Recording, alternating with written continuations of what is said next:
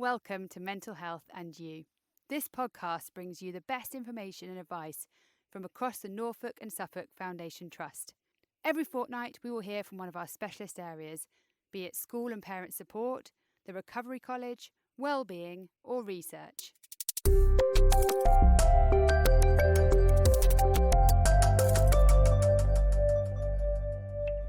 Hi everyone, and welcome to our first podcast.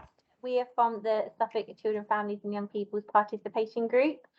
You might have seen our posters, and we're known as Participate.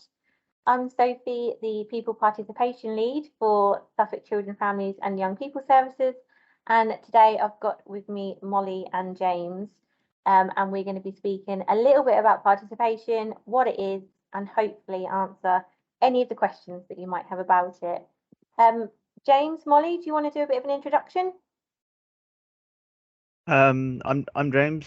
I'm a previous service user, and yeah, I've been involved with participation for about a year and a half now. I've really enjoyed it so far. Thanks, James. And Molly? Hi, I'm Molly. I'm also a previous service user.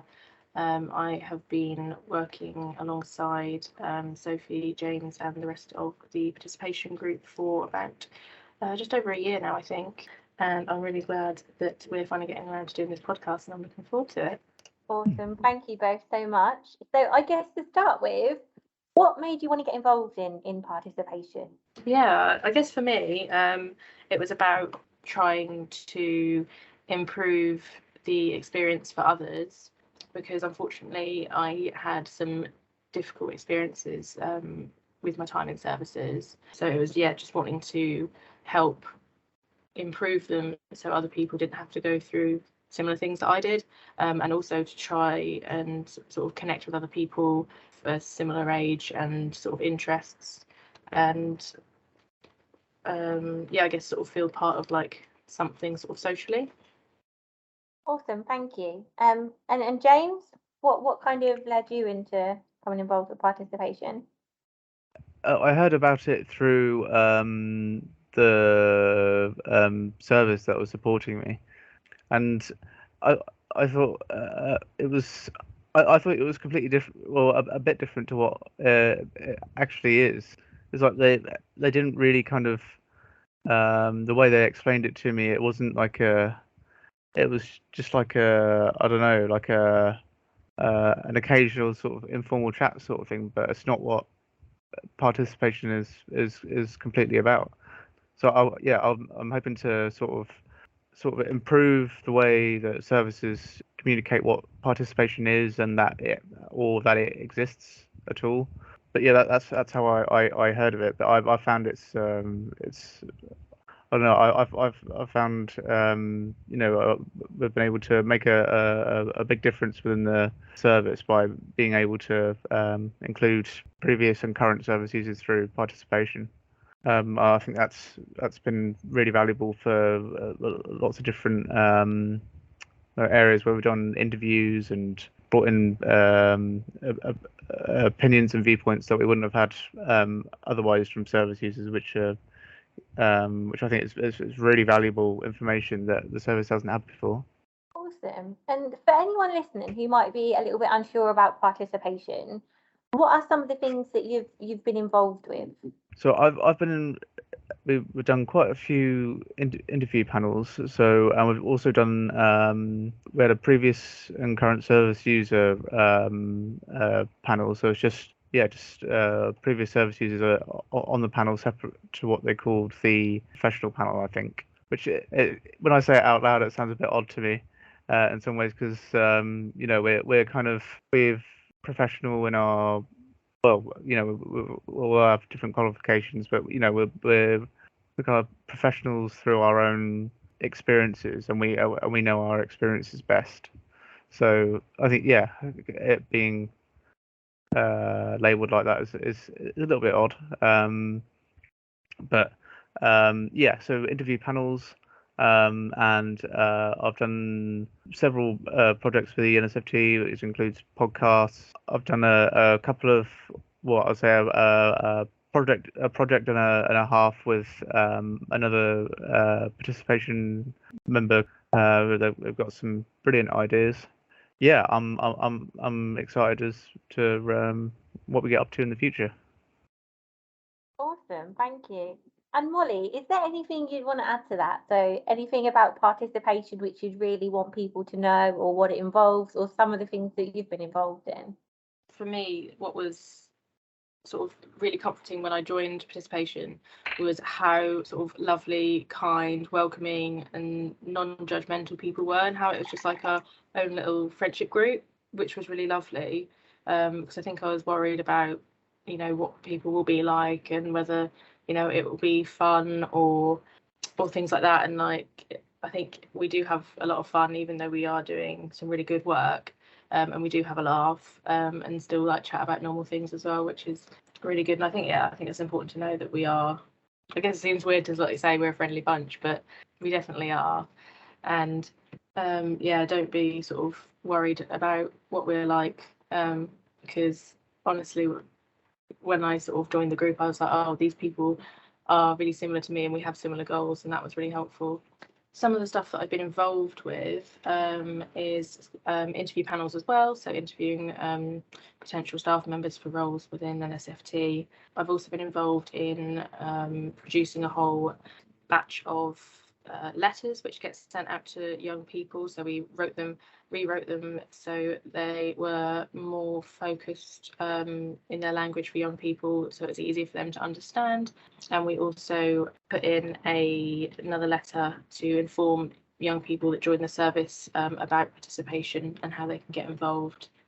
I've also been involved in an art project, so we were asked to submit art to be used in promotional materials, which I partook in and really enjoyed actually, and it's nice to sort of see stuff that I've done on promotional materials. I've also been involved with the Recovery College because we are producing a sort of youth curriculum and course, because the feedback. We've just had Grace join us as well, who is a member of our participation group. I'll just hand over to you, Grace, for a quick introduction, if that's okay. Hi, I'm Grace. I'm 22. I live in Ipswich, and I'm passionate about young people's mental health and KISS FM. That's great. Thank you so much, Grace. So coming back to what you were saying about Molly, with all the different things that you've been involved in, have you found any benefits from doing the participation work, either for the services and the things that you've done, or for yourself? Absolutely. The benefits for the service, I think, are huge, because sort of looking on the more strategic business side of things with the CQC report, we were really spoken up about the work that we've done through participation, but also sort of more on the person-facing level. I think we are really working towards having all staff involved with co-production and really getting the word out there about what we do, which in turn sort of has an impact on young people and how their experience, or what their experience of the services is like. So I think if we can keep co-producing things, then it's going to be much more catered for those that use it, which will benefit them. And then sort of for me, the benefits have been, I think, my sort of confidence in speaking generally, and also public speaking has really grown, and I really feel sort of part of something, which is something that I've not always felt.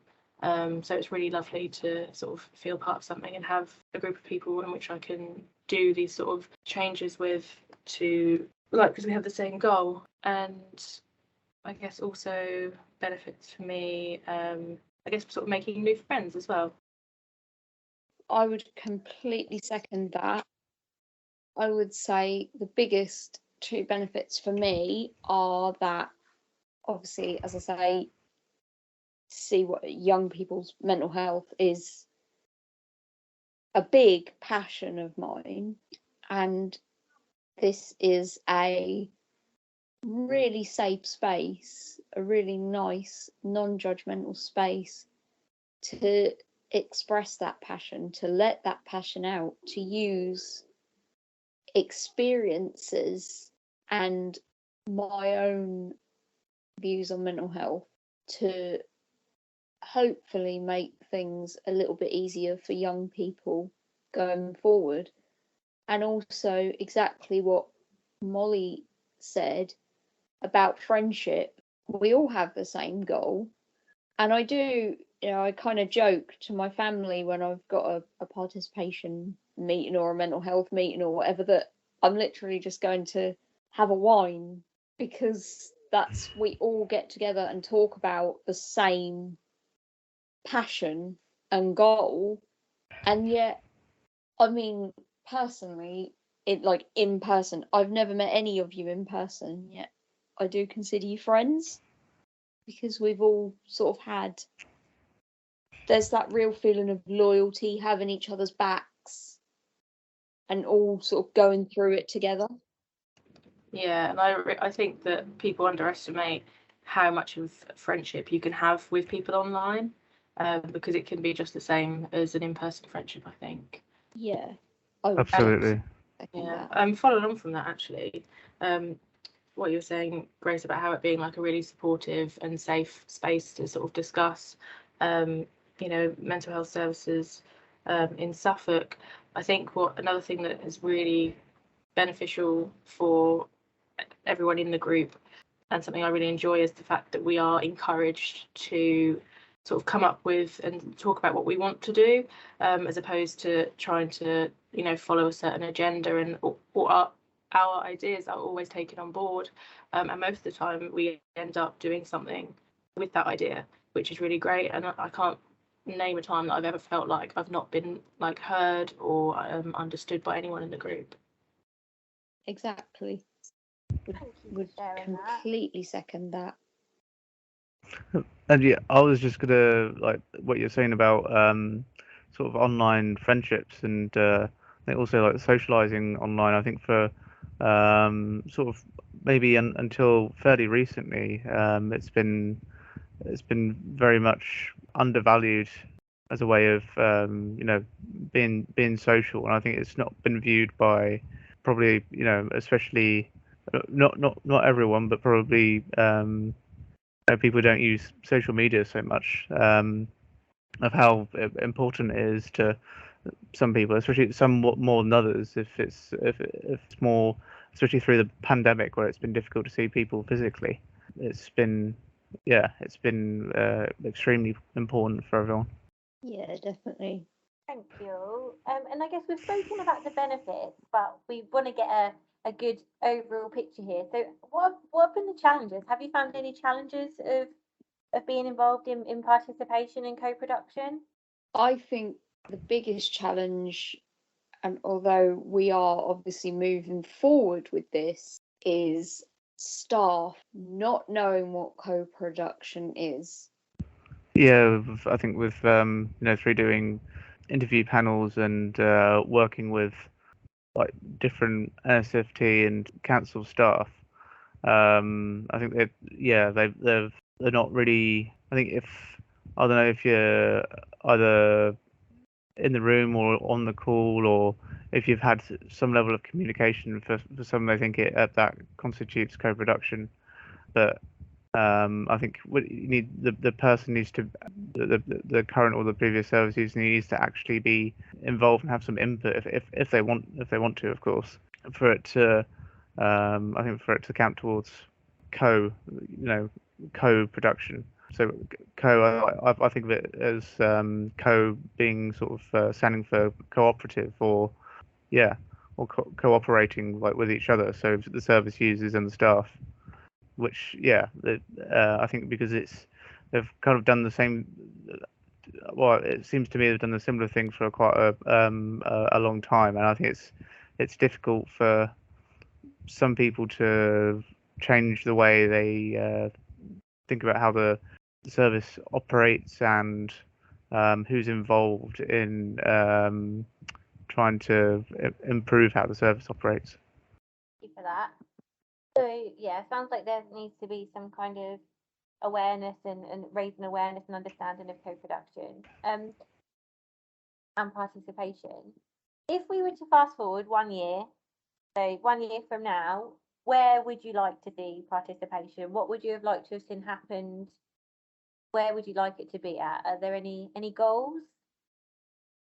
I think there needs to be something done so that participation is not an afterthought. It in in the clinical setting, it needs to be right from the start that if you feel like you're not being heard or you're not being listened to or you don't know where to turn to feel like you might be, that you need to know right from the start that there is a space where you will feel like that, because I think then young people are more likely to open up to the professionals around them, and that will give the mental health system less of a bad name, and hopefully more people would ask for help. Molly, is there anything you'd like to see a year from now? Yeah, I mean, I don't know if a year is a bit too ambitious for what I'm about to say, but we'll go with it anyway. What I would like to see is for us to have co-production fully embedded within the trust. So all staff are trained on co-production when they join the service, and also have yearly updates to keep up to date with what we're doing and how we work. I'd also like to see more people participation leads, and in each sort of specific service within children and young people. And I'd also like for us to develop so well and with all the stuff that we have been doing previously, and continuing to do good work like that, and actually be recognised sort of either locally or nationally for the work that we're doing. Amazing, thanks Molly. And James, anything you'd like to add to that?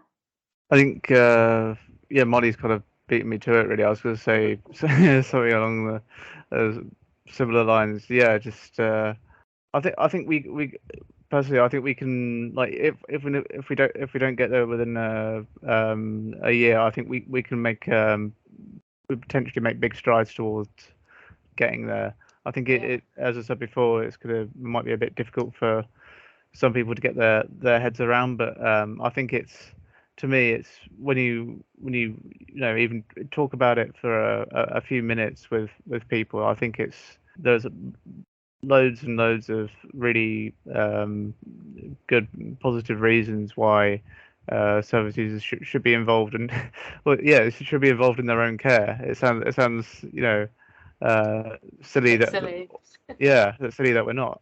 So yeah, I think, like, in all the, I don't know, what do you call them, like the different departments of the service, I think to have some sort of service user involvement would be, like, really valuable to them, and I think they would seem a lot less disconnected in the decisions they make, in order to help people and or help service users and the staff. Because I'm sure that the staff also feel a bit alienated sometimes by some of the decisions that might be made by people either higher in management, or some of the I'm sure sometimes the decisions the leaders make as well. So yeah, that's true. And try and help them see it from our angle in that perspective. Yeah, I think that would be good. And last but not least, for anyone listening, we do have a participation group where we meet fortnightly along with other projects. We're called Participate, and if you'd like any more information, please look on the internet. If you Google NSFT participation, will come up, and you can get in contact with us and find out a bit more. But for anyone who might be thinking of getting involved in participation or joining us but not too sure, any thoughts or anything that you would say to them? The best thing about participation is that you can be involved as little or as much as you like, and also it can be in a variety of different mediums. You can come on the video calls that we do, but you can also give feedback through email, telephone, whatever sort of works for you. We can work with it. You don't have to attend the meetings, or at least not to start with. If you don't want to, you can just send Sophie an email and just sort of get a better idea, and maybe get involved with one thing and give some feedback, and just sort of start really slow, and then, like, small amounts, if that's what makes it easier and more manageable for you. Yeah, I'd say absolutely go for it. If you've got that fire in your belly and the passion to improve services, if that's what you care about, then yeah, absolutely go for it. Yeah, so yeah, sort of similarly. Just don't hesitate to try to get involved. That you have to be prepared sometimes for a bit of pushback if you're disagreeing with people, but you know, yeah, try not to worry about it.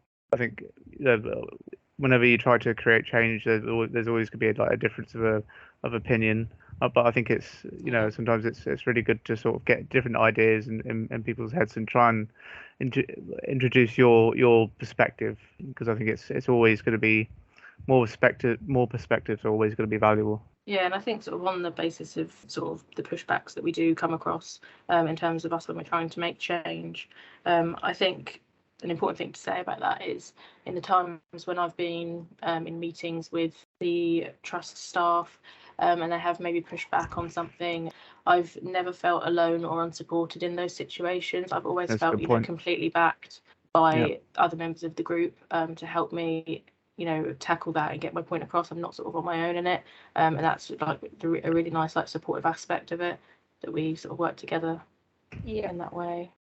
Agreed. Absolutely. Awesome. Well, thank you everyone for listening. Thanks for your time. Hopefully this is our first podcast of many to come. And thank you, Molly, Grace and James, for your time.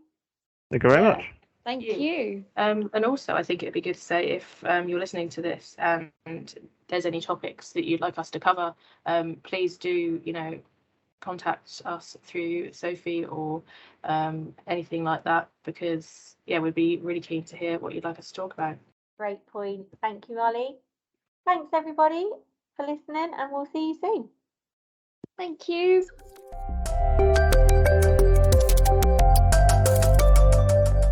Thanks for listening. Please do subscribe. It's free and means the podcast will automatically download every fortnight. Do rate and review Mental Health and You, and follow our social media accounts that are all in the show notes. And more than anything, look after yourself.